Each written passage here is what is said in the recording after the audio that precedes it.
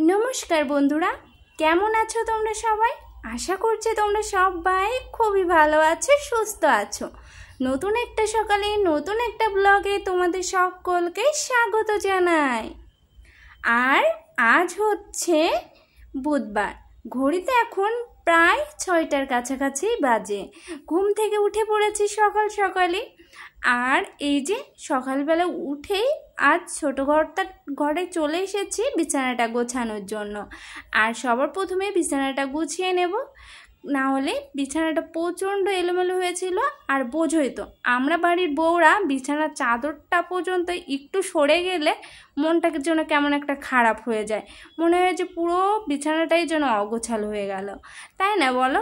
আর এই যে ওই ঘরটা গুছিয়ে চলে আসলাম, গুছিয়ে চলে এসে এই ঘরে চলে আসলাম। এই ঘরের বিছানাটাও ঝটপট গুছিয়ে নেব। আর আমি হচ্ছে লিমা, তোমাদের আমার আরও একটি নতুন ভিডিওতে স্বাগত জানাচ্ছি। আর আশা করছি আজকের ভিডিওটা তোমাদের ভালো লাগবে, তাই বন্ধুরা স্কিপ না করে দেখতে থাকো, আশা করছি খারাপ লাগবে না। আর এই যে তোমাদের সাথে কথা বলতে বলতে আমার কিন্তু বিছানাটা প্রায় গোছানো কমপ্লিট, শুধু বালিশগুলো জায়গা মতো রাখলেই হয়ে যাবে আমার বিছানাটা গোছানো। আর আজকের ভিডিওটা তো সকাল থেকে স্টার্ট করলাম, কারণ বাইরে কিন্তু প্রচণ্ড গরম।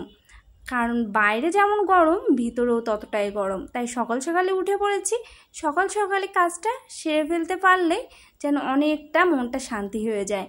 কারণ একটা জিনিস কি বলো তো, গরমে আমরা তো রান্নাঘরে থাকতে হয়, বেশ রান্না করতেই হয়, দুবেলা হোক তিনবেলা হোক, তখন যেন সব থেকে বেশি কষ্ট হয় জানো তো। এই রান্নাঘরে যে রান্না করা তাপে মনে হয় জীবনটা একেবারে বেরিয়ে গেল গো। কিন্তু খেতে হলে তো রান্না করতেই হবে, এর কোনো অন্যতা নেই, এটাই। আর এই যে কালকে কিছু জামা কাপড়, কাঁচা জামা কাপড় ছিল যেগুলো চেয়ারেই জড়ো করা ছিল, ভাবলাম সকাল সকাল জামা কাপড়গুলো বরং গুছিয়েই ফেলা যাক।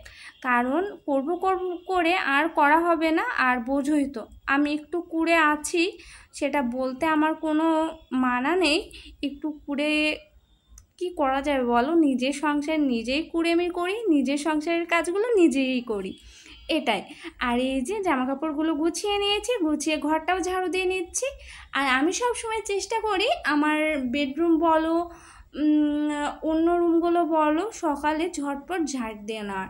আর যদি জামা কাপড় থাকে কাঁচা জামা কাপড়, সেগুলো অবশ্যই ভাঁজ করে নেওয়ার পরেই ঝাড়টা দিই, না হলে আমার জন্য পায়ের তলে কেমন বালি বালি লাগে জানো তো। আর এই যে বরমশাইয়ের তো আজ জামা প্যান্ট আয়রন করতে হবে, প্যান্ট আয়রন করা হয়ে গেছে, জামাও আয়রন করা হয়ে গেল। আর আয়রন করতে গিয়ে একটা বিপর্যয় হয়েই গেল, কারণ তোমাদের দাদা ভাইয়ের একটা শার্টের বোতাম সুতো ধরে টান দিয়েছে আর খুলে গেছে, সেটাও সেলাই করতে হবে। ভাবলাম চলো একবারে ব্রাশটা করতে করতেই না হয় বোতামটা লাগিয়ে দেওয়া যাবে। কারণ একটা কথা কি জানো, আমি সবসময় চেষ্টা করি তোমাদের দাদা ভাই যখনই জামা কাপড় কিনে আনুক না কেন, তখনই আমি ওর জামা কাপড়ের বোতামগুলো নতুন করে লাগিয়ে দেওয়া, যাতে রাস্তাঘাটে খুলে অনেক সময় পড়ে যাওয়ার ভয় থাকে। সেই পড়ে গেলে বোতামগুলো না আমাদের এখানে পাওয়া যায় না একদম সেম। আর সেম না পাওয়া গেলে তোমাদের দাদা ভাইয়ের মনটা তো খারাপ হয়ে যায়, এটাই। আর এই যে ঘরটাও মুছে নিচ্ছি, ঘরটা মুছে নিয়ে সোজা ঢুকবো স্নান করে চলেও এসেছি দেখো। আর একটা কথা তোমাদেরকে বলতে চাই, আমার মনের কথা, আমার মনের দুঃখের কথা সবটাই তোমাদের সাথে শেয়ার করি, এটা কেন করবো না, তাই না বলো? চলো শেয়ার করা যাক। আর আজ তো জামাই ষষ্ঠী, তোমরা সবাই জানো, কিন্তু আমার কপালে সেই সুখটা নেই গো। কারণ সব বিবাহিত মেয়েদের কপালেই কিন্তু এই সুখটা জোটে না গো।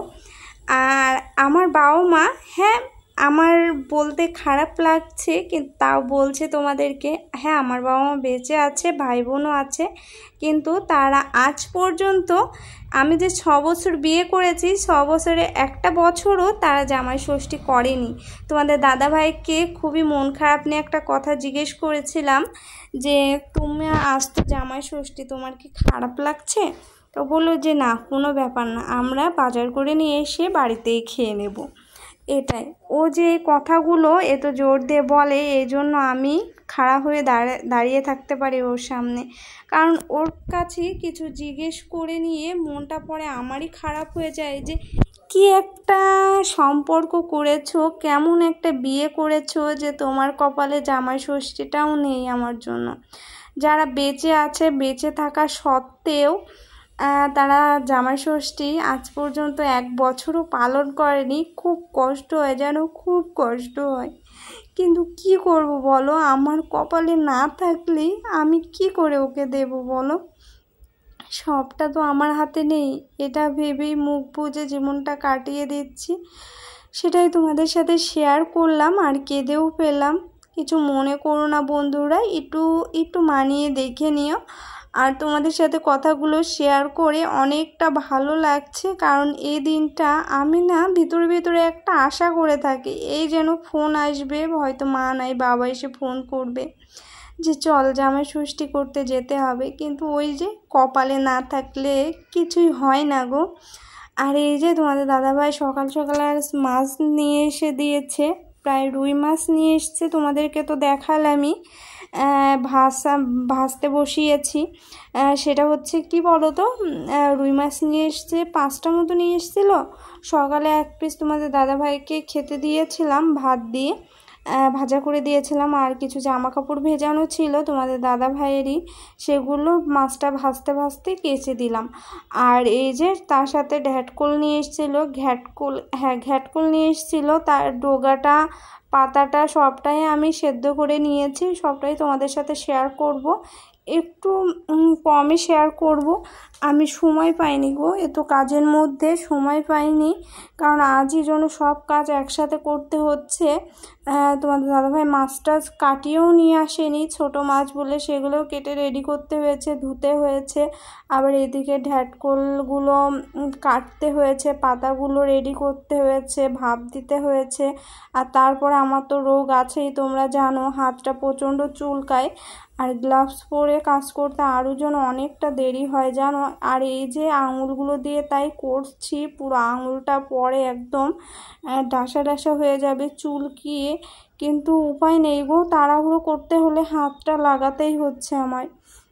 আর এই যে ডোগাগুলো আমি খুব সুন্দর করে কেটে সেদ্ধ করে নিয়েছি লবণ দিয়ে। কিন্তু একটা জিনিস হলে খাওয়াটা যেন জমে যেত আজকে এই ডোগাটার। কারণ ওই যে কাঁঠালের আঠি পাওয়া যায় না, পাকা কাঁঠালের আঠিগুলো দিলে না খুব সুন্দর স্বাদ হয় এই ডোগাতে।